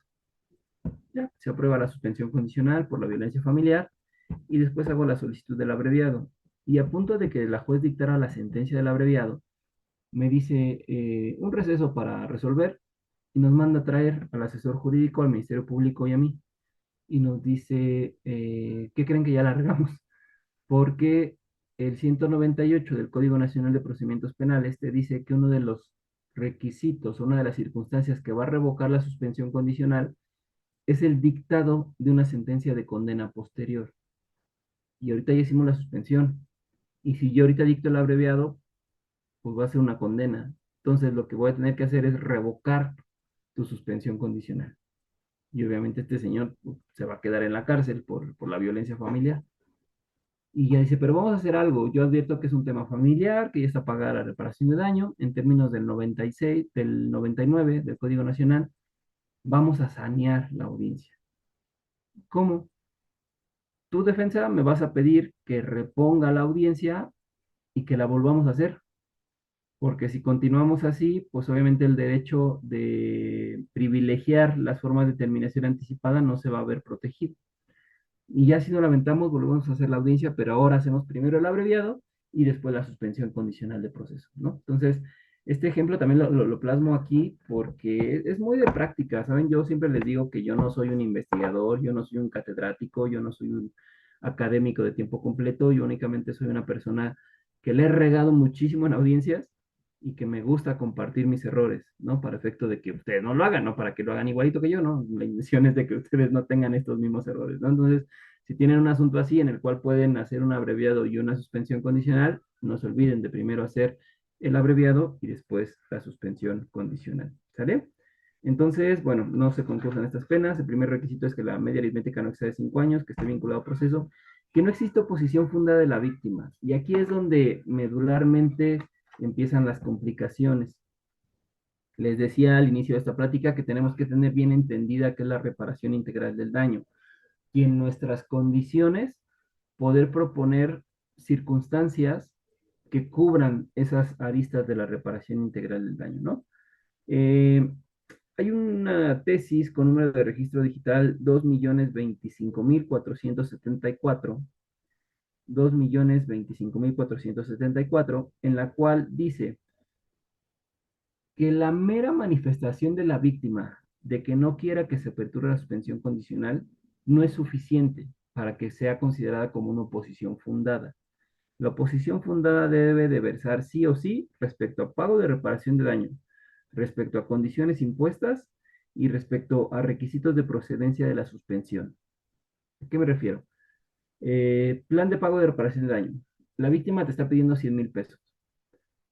Tú le dices, señor juez, yo no tengo inconveniente, sí se los pago, pero le puedo dar ahorita 60,000 pesos y le puedo dar 3 pagos mensuales de, no sé, que completen los 100,000, ¿no? 15, 15 y 10. Y la víctima va a decir, no, yo los quiero ahorita. Y si no me los pagas ahorita, pues no te dejo salir de la cárcel. Esa no es una oposición fundada. De hecho, también hay otra tesis que habilita al juez de control a intervenir en el plazo de reparación de daño. Si el juez advierte que la reparación del daño está satisfecha o que va a ser satisfecha en un plazo que él considere equitativo, justo y proporcional, se puede aperturar, porque no es de que no esté cumpliendo la reparación del daño, sino que no lo estoy cumpliendo como la víctima quiere, y esa es una cuestión totalmente distinta. Entonces, esta tesis habla respecto a ese tema. La única posición que se debe de considerar fundada debe de versar respecto a reparación de daño. Si está cuantificado 100 y tú estás ofreciendo 60, ahí sí es una posición fundada. ¿Por qué? Porque no estás cubriendo el plazo, el monto de reparación de daño. Segundo, las condiciones impuestas. Hace no mucho tuve una audiencia en el Recurso Oriente, la semana pasada, para ser específico. Era un asunto de lo que vivimos a diario, los que usamos el transporte público, ¿no? Y más de la Ciudad de México. En un vagón del metro se empiezan a aventar, se hacen de palabras, mi cliente le da un cabezazo a este muchacho que resultó ser adolescente, jalan la palanca de emergencia, llegan los policías y detienen a mi representado. Lo ponen a disposición. Lo llevan a control por lesiones dolosas. Eh, y le ponen prisión preventiva justificada. Este absurdo criterio de Ciudad de México de que como es un hecho violento, pues entonces hay riesgo para la víctima. Se me hace totalmente absurdo, violatorio de presunción de inocencia y que lo hacen, creo yo, en ausencia de una correcta motivación y fundamentación de resoluciones, ¿no? No tienen más que decir más que eso y que aparte no te cambian la medida cautelar porque te dicen, no, porque considera el riesgo a la víctima por el hecho. Entonces, hasta que no cambie el hecho, no te cambio la medida cautelar. No, pues, pues ya dame mi sentencia. ¿Cómo te voy a cambiar el hecho? Pues hasta juicio. Y eso si tengo pruebas. Y si no tengo pruebas, entonces ya me chingué. Ya tengo que estar en la cárcel todo mi procedimiento, ¿no? Son cuestiones bastante absurdas. Pero bueno, ahí tenía a mi clientecito en el Reclusorio Oriente. Y llego y hago la suspensión. Ah, fíjense, aquí me pasó algo interesante y que se las paso como tip. A mí me contratan unos amigos de Puebla, no nos están viendo, pero les mando un cordial saludo ahorita que vean la grabación. Eh, Me dicen, oye, Lick, es que ayúdanos con una suspensión condicional de proceso. Entonces me mandan la citación a la audiencia y la audiencia estaba programada para revisión de medida cautelar. Le digo, oye, Lick, pero aquí dice revisión de medida. Me dice, es que así lo hicimos porque nos dijo el Ministerio Público que lo solicitáramos como revisión de medida.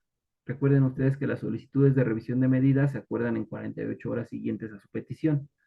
Entonces, para que no pasara tanto tiempo, la solicitan como revisión de medida. Entonces ya llegamos y nos toca con un juez súper temido del Reclusorio Oriente, y no son los famosos dos que ustedes creen, sino es un señor que se hizo famoso en redes sociales por destruir una silla. Eh, y esta persona, ya llego yo a la audiencia y ya tenía cara de asustado el Ministerio Público y mis compañeritos, ¿no? Le digo, ¿qué pasó? No, es que nos tocó con tal juez. Yo, ah, sí, es un tal, ¿no? Pues, pero pues ya estamos aquí, ¿no? No pasa nada. Y el MP me dice, no, Lick, mejor no entres porque te va a empezar a regañar y que no sé qué.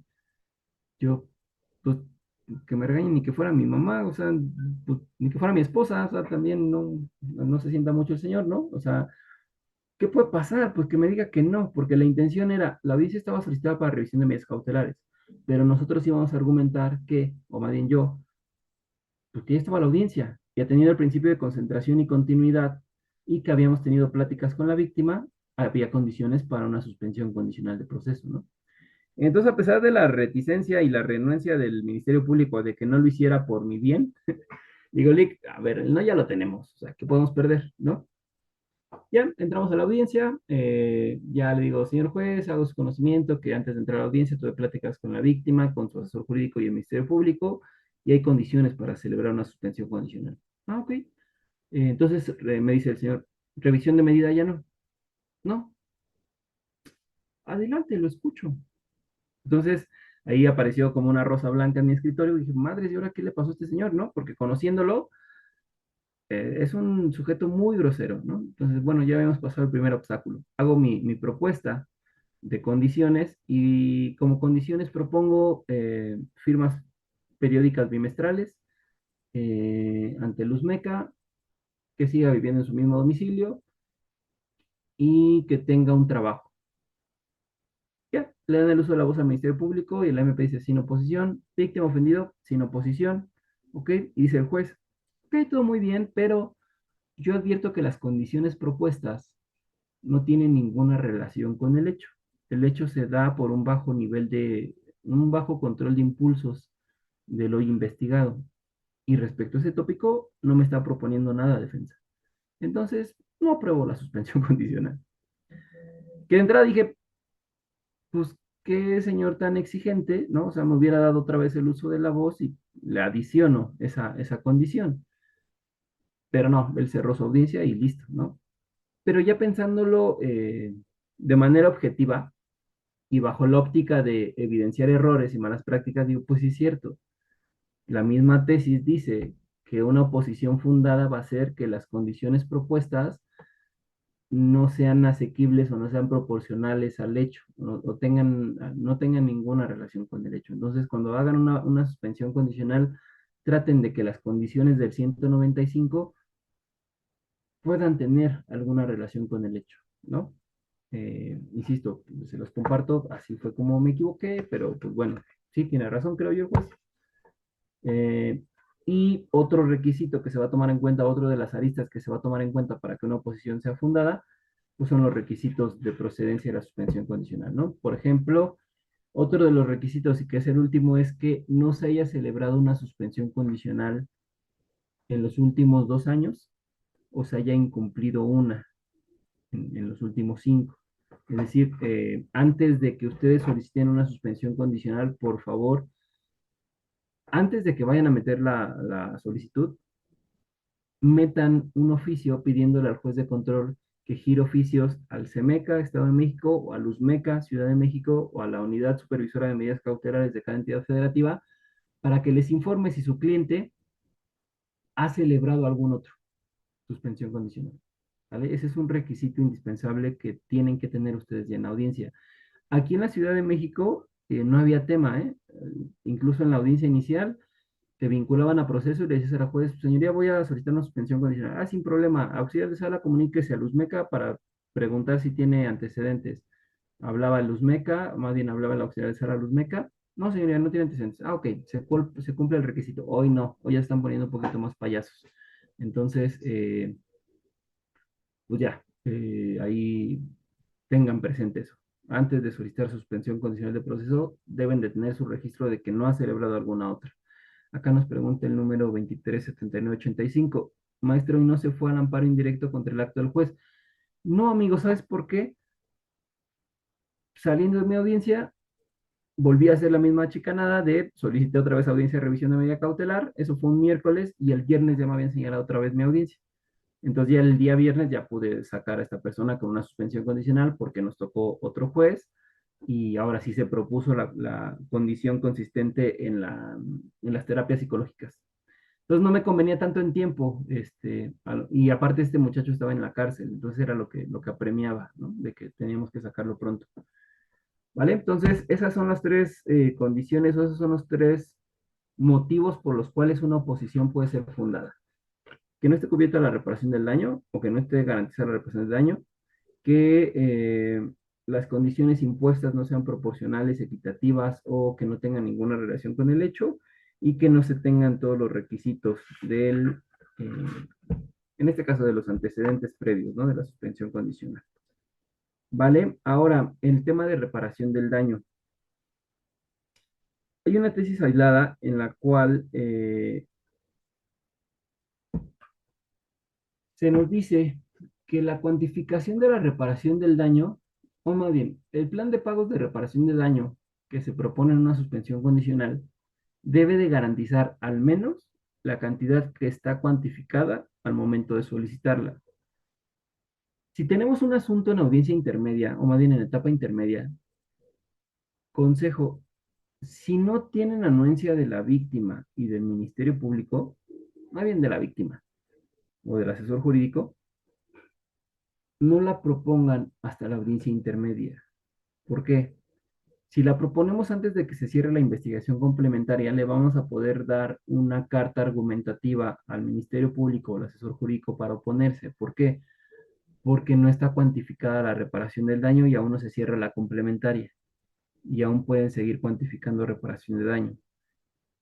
Una vez cerrada la complementaria presentada la acusación coadyuvante y la contestación de acusación, después de eso ya hagan su solicitud de suspensión condicional. ¿Por qué?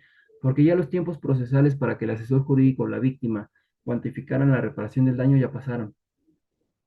Entonces, ya con ese argumento de esta tesis que les pongo aquí en el libro, es, su señoría están cuantificados 20,000 pesos, ¿eh? Es más, te voy a dar 25,000 pesos porque soy bien buena onda. Y según esta tesis, no puede haber oposición porque se tiene que cubrir la reparación del daño que esté cuantificada al momento de solicitar la audiencia. Es lo que hay, ¿no? Y ahí el asesor dijo, no, señoría, es que yo fui al psicólogo y nos está por dar los recibos en la réplica que es, señoría, la complementaria ya pasó, la contestación de acusación coadyuvante, más bien la acusación coadyuvante ya también se fue, ¿eh? Entonces, los momentos procesales en los cuales el asesor jurídico pudiera ofertar dato o medio de prueba para cuantificar reparación de daño, al menos en esta etapa ya están superados. El hecho de que se oponga por algo que no pudo cuantificar en tiempo y forma, pues evidentemente es totalmente pues, ilegal y no corresponde a una oposición fundada. ¿Sale? Eh, el plan de reparación de daño, insisto, lo mínimo pueden ser 6 meses, lo máximo pueden ser 3 años. Podemos dar paguitos como en el Electra, no hay ningún problema. Aquí hay otra tesis que es más importante, que es la número de registro 2,029,032. En esta tesis nos dice que el juez de control podrá intervenir en los plazos de reparación de daño, ¿no? Para efecto de que evitar un poquito abusos de los contenidos procesales. Eh, ¿Qué se hace en la audiencia de suspensión condicional de proceso? Inicialmente nos dan el uso de la voz a nosotros los defensores, porque somos normalmente quienes lo pedimos, y ahí lo que les aconsejo que hagan, todos los que escribimos en este libro ponemos guioncitos o ponemos desde nuestra perspectiva lo que podemos hacer en audiencia. Por eso es que este libro se vuelve un poquito más interesante, porque más allá de ser un libro, intentamos que sea una guía.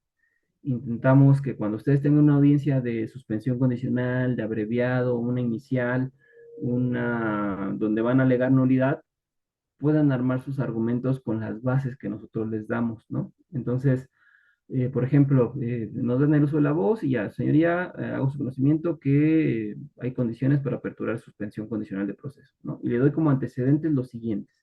Es importante que nosotros le digamos al juez los antecedentes relevantes del hecho. ¿A qué me refiero con antecedentes relevantes?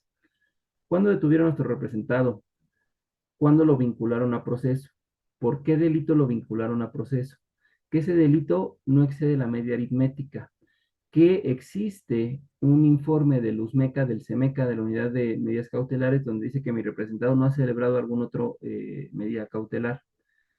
Una vez que le anuncio esto, señoría, hago su conocimiento que al terminar mi exposición solicito le conceda el uso de la voz al asesor jurídico y a la víctima para efecto de que manifieste si existe una oposición, ¿no? Y respecto a las condiciones que le propongo son tales. Artículo 195, fracción primera, fracción segunda, fracción séptima, y ahí empezamos a decir qué condiciones nos sujetamos. El tiempo al que nos sujetamos. Señoría, estas condiciones, mi representado está en aptitud de sujetarse por un tiempo de 6 meses. Y respecto al pago de reparación de daño, hago su conocimiento que se hará en este momento en audiencia, en efectivo, o incluso también nos ha pasado, amigos, que puede ser transferencia electrónica. Ya hablamos antes con la víctima y ¿sabe qué, señora? Ya tenemos el número de cuenta, tenemos el dinero en la banca, ya únicamente para que usted dé un receso y le hagamos la transferencia al ofendido, ¿vale? Ahí se le da el uso de la voz al Ministerio Público y al ofendido. Aquí, ojo, nos dice el Código Nacional de Procedimientos Penales que únicamente va a ser fundada la oposición de la víctima y del asesor jurídico. Nunca mete al Ministerio Público, ¿sale? Entonces, mucho ojo, y más los que somos aquí del Estado de México. Si el MP te dice, Lick, pues repórtate, ¿no? Porque si no me voy a poner a tu suspensión condicional. Haz lo que quieras, agente del Ministerio Público. Tu oposición no es fundada ni es vinculante para una suspensión. La única oposición que es fundada es la de la víctima o del asesor jurídico. O ponte lo que quieras. Tu oposición no es fundada. Más bien, tu oposición no es vinculante. Y así lo dice el Código Nacional. Sí, desafortunadamente tenemos muchos jueces tibios que, a pesar de ello, le conceden la razón al Ministerio Público. ¿Por qué? Porque, bueno, más bien, recuerden ustedes que la ingeniería judicial, dice la tesis, en la cual se sientan las bases de esta reforma de junio de 2008, es la democracia constitucional. La democracia constitucional se refiere a juez, eres independiente, ¿no? Juez eres independiente, Ministerio Público eres independiente, defensa y asesor jurídico son independientes. Entonces, uno de los cambios relevantes del Ministerio Público es que pierde la representación de las víctimas. Amigos, hoy día el Ministerio Público ya no representa a las víctimas en el proceso penal.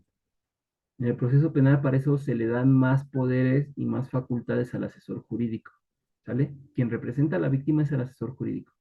De ahí que la naturaleza de esta oposición debe ser del asesor jurídico o de la víctima o del ofendido, no del Ministerio Público. El Ministerio Público puede ponerse lo que quiera, pero al final de cuentas el juez solamente debe de atender a la oposición fundada de la víctima o del asesor jurídico, ¿sale? Para que tengan mucho también cuidado con eso porque son muy dados, ¿no? Son muy dados a... Que yo ahí intentando un poquito justificar a mis amigos agentes del Ministerio Público, pues dice por ahí el viejo y conocido refrán, dice Chapulín Colorado, pues no tiene la culpa el indio, sino quien lo hace compadre, ¿no? Entonces, pues hay que prepararnos, amigos. Que el Ministerio Público no nos venda no, dame un dinero y yo me voy a ir suavecito en el debate. A mí cuando me quieren vender eso es de, güey, pues para eso a mí me pagan, ¿no? O sea, no tú, la intención es que te pongas perro para efectos de que pues yo desquite mi honorario, ¿no? Yo he sabido de casos, ¿sabes qué saben qué les venden aquí en el Estado de México? Les venden acuerdos probatorios. Hay abogados que no tienen tanta experticia en este tema y el Ministerio Público les pide dinero para celebrar acuerdos probatorios en la intermedia. Que se tenga por cierto y probado que la víctima tenía tanta edad, que se tenga por cierto y probado que la propiedad del vehículo, que se tenga por cierto y probado cosas totalmente absurdas, pero que desafortunadamente por la poca preparación o inexperiencia de los abogados, pues se cree que el Ministerio Público te está haciendo un favor y pues la verdad es que no, ¿no? Entonces, sí, la intención es prepararnos, profesionalizarnos, porque el conocimiento es poder y poder estar en aptitudes para efectos pues, de celebrar esto, o más bien de poder operar jurídicamente, de poder gestionar jurídicamente las audiencias. Y les repito, este librito, la intención es que, pues que sea una guía práctica para todos los abogados, ¿no? Y que puedan sacar también criterios propios, que puedan compartirnos.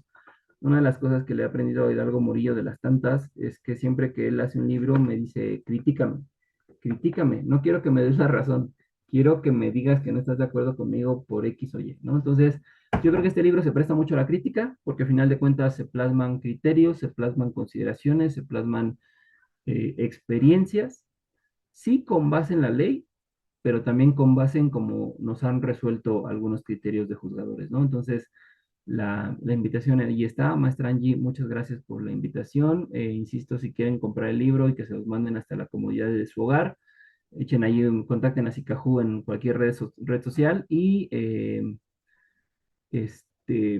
ya se ponen de acuerdo con las chicas de control escolar para que se las manden. Maestra Perla, ustedes de esa la puede conseguir en las tres planteles que tenemos. Tenemos tres planteles, uno ubicado en calle Ombules, número 138, Colonia La Perla, el otro en Avenida Framboyanes, número 110, igual Colonia La Perla, y el último en la calle 19, número 62, Colonia Las Águilas, en Nezahualcóyotl, Estado de México.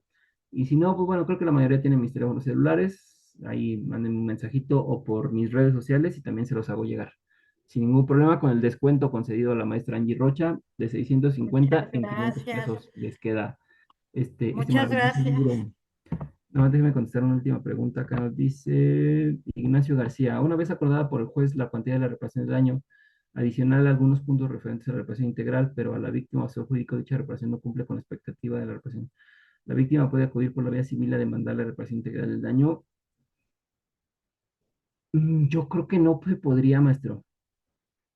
Yo creo que no se podría sacar, nos plantea el maestro Ignacio García si el juez interviene. Ahora, ojo, el juez de control no puede intervenir en el monto, puede intervenir en los plazos o en cómo se va a cubrir esa reparación de daño. Los montos, pues sí dependen mucho de cuánto esté cuantificado en la carpeta. Que ahorita viene un quilombo, un problema muy tremendo por esta jurisprudencia que salió a inicios de año, donde dice que la reparación del daño, al ser un derecho fundamental, puede incluso cuantificarse esta ejecución. Muchos jueces tibios nos han dado o nos han negado suspensiones condicionales por eso, porque no le damos a la víctima lo que quiera aunque no esté cuantificado. Entonces, nuestro argumento es, señoría, pero es que ya pasaron los estadios procesales para cuantificarla. Sí, abogado, pero ya la corte dijo que incluso en ejecución se puede cuantificar la reparación de daño. Entonces, ahí hay un tema. Yo no creo que procediera en materia civil.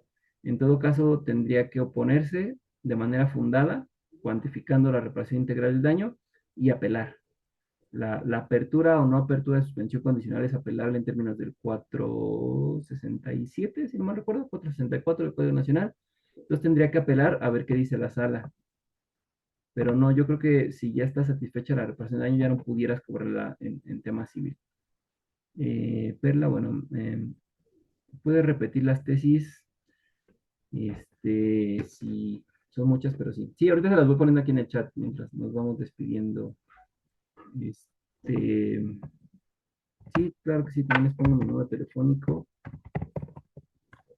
Cosa. Y ahora sí, maestra Angie, o bueno, no sé si hay alguna duda, ¿Cómo, alguna pregunta. cómo lo encontramos en sus redes sociales? Como Jesús Mogollán, o en Facebook como Jesús Mogollán, en TikTok y en Instagram como Mogollán Penalista. Les soy totalmente honesto, al Instagram no sé ni por qué tengo, no le sé ni mover, pero estoy más activo en Facebook y en TikTok. Para que sigan al maestro, muchísimas gracias por el descuento que nos hizo con referente al libro.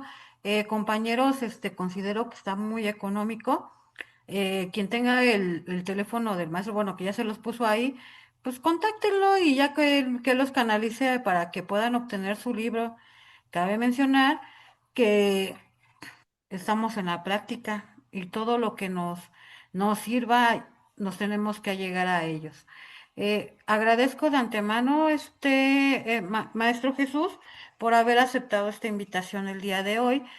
Cabe señalar que el maestro no me ha cobrado absolutamente nada. Esta grabación se va al canal de YouTube de Bufet Jurídico Rocha, por ende, pues a visualizarla ahí la grabación el tiempo que ustedes quieran para sacar anotaciones y demás. Este maestro, pues bueno, fue jurídico Rocha, le otorga el siguiente reconocimiento al maestro José Jesús de Jesús Mogollán Campos por su destacada disertación y dedicación a la conferencia titulada Presentación del libro Sistema Penal Acusatorio y su régimen de audiencias, realizada el 24 de noviembre del 2025 con una duración de 2 horas. Firma su servidora, directora y fundadora de Bufet Jurídica Corrocha, la licenciada Angélica Rocha Victoria. Le corro traslado que este reconocimiento se lo estaré llegar por vía WhatsApp. Si gusta la Vale, grabación para temas educativos, también. vale, muchísimas gracias, maestra. Sí, sí, sí, yo pues encantado de que me inviten a todo este tipo de foros. Siempre le he dicho, siempre una frase que tengo ahí compartida con mi querido amigo y hermano Jafet Martínez es que pues el conocimiento no pertenece a nadie. El conocimiento, al no pertenecer a nadie, pues es para compartir, ¿no? Entonces, yo a las órdenes de todos, si gustan que hagamos otra grabación, yo con todo el gusto del mundo, nada más agendamos bien o más bien coordinamos agendas. Y pues no, el gusto es mío de estar compartiendo esto. Tenía un montón que no compartía en otro lado que no fuera Zikahu. Y pues nada, muchas gracias, querida Angie, por la No, invitación. cuando ustedes, bueno, también coordinamos con su agenda, pues porque sabemos que es abogado postulante y es también docente. Entonces, pues también luego, la agenda apretada de los disertantes, de que, ay, deme una clase, no sea malito. Y bueno, pues aquí andamos, maestro. Muchísimas gracias, en verdad. Agradezco y agradezco a los que se conectaron, tanto Facebook, Zoom y TikTok, porque sí, también transmitimos vía TikTok. Ok, pues muchísimas gracias. Muchísimas Un saludo gracias. a todos los conectados. Recordemos que mañana viene una licenciada a hablar en tema de sellos de clausura. en materias administrativa y penal. Así que no se lo pierdan. Nos vemos mañana. Muchísimas gracias. Muchas Bye. gracias a ustedes. Hasta luego, ahí les dejo las tesis que les mencioné y Pues pues antes muchas de que le gracias. cortemos, anótenle, Sí, anótenle. saludos ahí a todos por acá en redes sociales. Veo pues, a muchos amigos, maestro Valentín, maestra Vanessa, José, Gumaro, a toda la banda, muchas gracias por siempre estar. Nos vemos ¿Ya con las muchas anotaron? gracias. ¿O andan anotando las jurisprudencias? Creo que se andan anotando, ¿eh? Qué bien que lleven sus anotaciones.